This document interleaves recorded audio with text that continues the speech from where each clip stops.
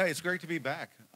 Thanks for sticking around. Kind of looking at this football team, we've gone through some really, really interesting times. I think over the last several years. If you look back to 2012 and some of the successes, some of the injuries that happened in 13, and then last year, it was a difficult year for us. I think we opened up the first three ball games of the season, won basically on the last play of the game, and then the last six games of the season, we lost on the last play of the game, and it was that close. I think one of the things that it did for us was it drove us through this offseason. And I'm really, really excited about this team. I've been very unapologetic about saying it. I think this is the best team that we've had since we've been there. And we're excited about that. I think the conference is getting better too. And so there's some new challenges along those lines. I think one of the things that I'm really excited about with this group is the fact that we've got 18 seniors in this group. 15 of them already graduated, working on their masters. The other 3 are in the process and will be done in December. And this was the first group that we kind of bit the bullet on and redshirted. Our first year there, that freshman class, we had to play with those guys. And so this was that next class, the next full recruiting class. And so last year's senior class was very, very small, and we knew that we were maybe lacking a little bit. But I'm excited about this group. Defensively, I think we have a chance to be pretty good. I thought we were good last year. I think this group's got a chance to be great. You got 9 of the 11 starters back.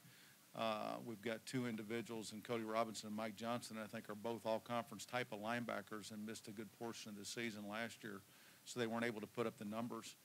But you look down the middle of our defense, which I think is always significant, and you got Jaron Johnson at nose guard, who's in some preseason All-American polls, preseason All-Conference. He's right behind him is Hunter Kissinger. Our linebacker, I think, is a really good player. Has played an awful lot of football. And then Mitch Lane at the back end, who I think, listening to the NFL scouts, is, a guy that's, maybe even a top 3-round guy, and has got the physical stature and all that. And so you feel pretty good about the defensive setup, and where we've got to improve is on offense. We need to get back to being aggressive. We lost that over the last couple of years. Last year we were very conservative, and it tore me up, and I've gone back to I'm going to be the play caller and going back to kind of the fun road days. So excited about that, and I think based off of what I saw in the spring, we have, I think, 2 really fine receivers, both of them up for the Blitnikoff Award, and Rashawn Caesar and a Jalen Holly, where we've probably the answer is going to come at quarterback, but I'm excited about the group. I think sometimes whenever you don't name your starting quarterback coming out, that everybody perceives that you've got a problem. We don't have a problem. We've got challenges, and that's a great thing. I think the formula for winning in college football has been out there for years, and I think that formula revolves around having great quarterback play, being great on defense, and your kicking game not hurting you. And I think we'll come out of this thing with a really, really fine quarterback, and I'm excited to see how that thing kind of plays out. But obviously our schedule is difficult. I don't understand why I'm not invited every year to the SEC Media Day also, because I know them just about as well as I know our own conference. But they haven't invited me yet. So, we open up with Georgia, which is obviously a challenge. Mark Richt and I are on the Board of Trustees together and good friends.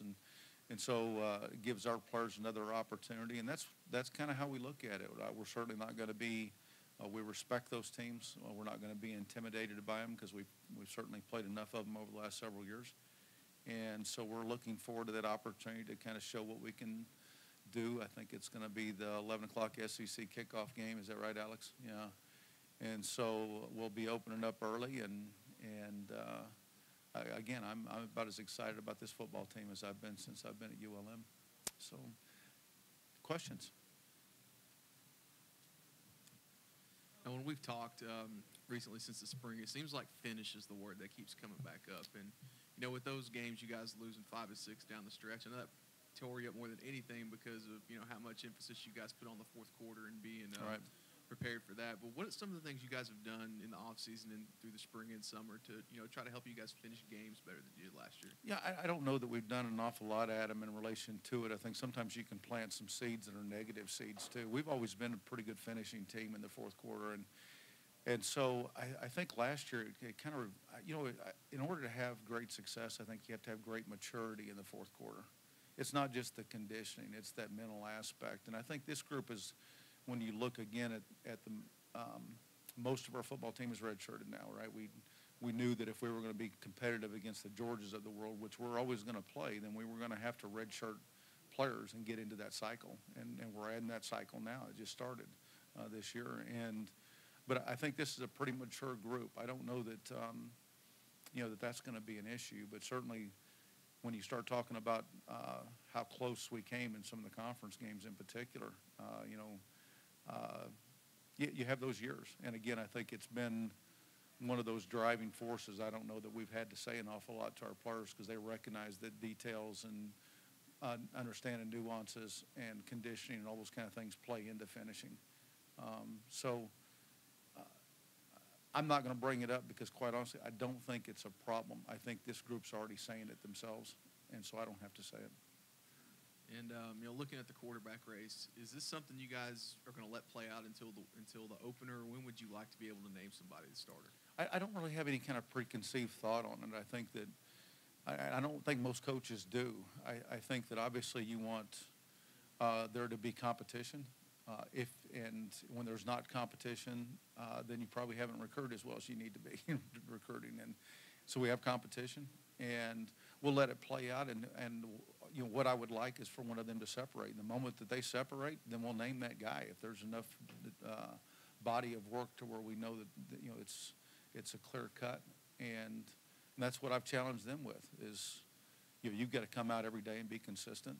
And there is, especially during preseason camp where you're tired and sore and you're throwing maybe to a lot of different players, there's some challenges along those lines to be consistent. So we'll let it play out. I think that they're all three very cerebral guys. I'm talking about the older guys that have had some experience in our offense. They're cerebral guys. They understand what we're doing offensively. And so quite honestly, in terms of repetitions, I'm not as concerned about them making sure until that last week that they have some chemistry with the receivers, that we get enough of those snaps to where they have that chemistry with those guys. Because you've heard me say there's an orchestration that goes on between the quarterbacks and receivers, and that's a really, really significant part of being able to throw the football. And we're still going to throw the ball around. I think we'll be better running the football because of what we're doing right now, which is much different than what we've done in the past. Or I should say last year. And but throwing the football is still where we've got to be able to do that against the Georgias and Alabamas of the world. In the run game? Oh, I think that we've got more active quarterbacks. Obviously that's not something that Pete Thomas, our quarterback last year, that was not his strong suit. And these guys are all active, and I like having active quarterbacks. I think that's part of having success right now at the collegiate level, and these guys are active. We have quite a few quarterbacks that I have some confidence in. Sometimes whenever you've got a quarterback such as Colton Browning, and maybe that year after Cody Wells left, because we had a good backup when we ran Colton an awful lot that year. That following year when we had Colton Browning and then we were looking at redshirt freshmen, there was not that confidence in throwing those guys in there. And so we were much more protective of Colton Browning. And in the process, quite honestly, we weren't very good on offense. So we're going to get back to where I've got enough quarterbacks. If one of them gets hurt, we hope they don't. But if one of them gets hurt, we'll throw the next guy in. But we're going to go out and try to win games rather than avoid losing. And I think that's kind of where we've been on offense the last couple years. And that's just not kind of who I am. And that's part of the reason why I took the play calling back over.